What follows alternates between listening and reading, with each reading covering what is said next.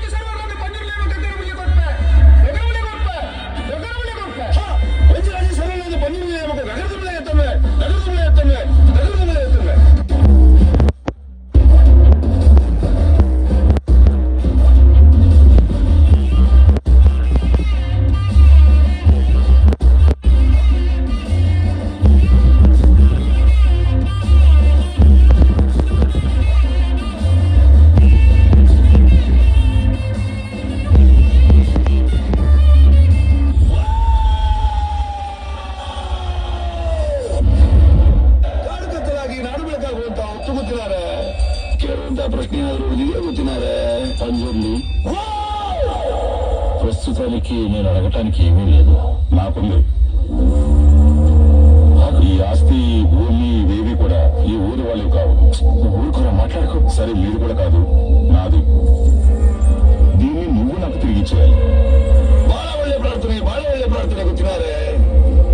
ನಿಮ್ಮ ಜಾಗ ನಾನು ಎದುರಿಸಿಕೊಡ್ತೇನೆ. ಊರಿನವರ ಜಾಗವನ್ನು ನಾನು ನಿಮ್ಗೆ ಎದುರಿಸಿಕೊಡ್ತೇನೆ. నువ్వు తిరిగి ఇవ్వలేవా? పర్లేదు, దీన్ని ఎక్కడ తెలుసుకోవాలో అక్కడే తెలుసుకుంటాను. ಕೋರ್ಟಿಗೆ ಹೋಗ್ತಿ, ಆದ್ರೆ ನಿನ್ನ ತೀರ್ಮಾನ ಮೆಟ್ಲಲ್ಲಿ ನಾನು ಮಾಡ್ತೇನೆ. ಜಾಗ ಊರಿನವ್ರದ್ದು. ఊరు వాళ్ళకి చెందిందా?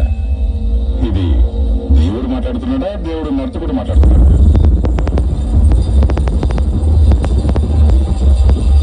ನರ್ತಕನ ಇವತ್ತೇ ತೀರ್ಮಾನ ಆಗಲಿ. ನರ್ತಕನಾದ್ರೆ ನಾನು ನಿಮಗೆ ಸಿಗುವಂತವನಾಗಲಿ. ದೈವವಾದ್ರೆ